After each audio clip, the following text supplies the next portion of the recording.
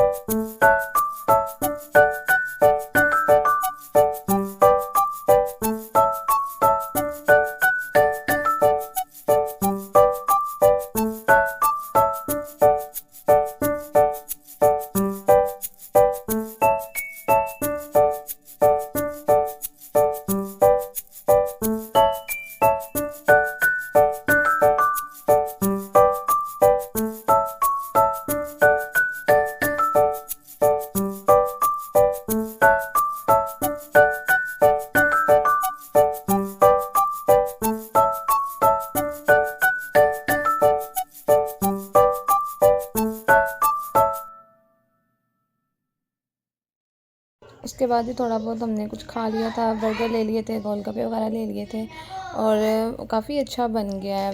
पहले भी अच्छा था लेकिन अब दोबारा जब बना तो काफ़ी अच्छा बन गया। तो जी बस अपने एंजॉय किया, बच्चों ने एंजॉय किया। और ज़ाहिर की बात है बच्चे थे तो फिर बच्चों को लेकर जाना था, तो वो उन्होंने काफ़ी एंजॉय किया। हम सब ने बड़ा एंजॉय किया, बहुत मज़ा आया। तो जी बस आज के लिए इतना ही। उम्मीद करती हूँ मेरी वीडियो अच्छी लगी होगी, तो प्लीज़ लाइक शेयर सब्सक्राइब कर दे। खुश रहिए, प्यार बांटिए। अल्लाह हाफिज़।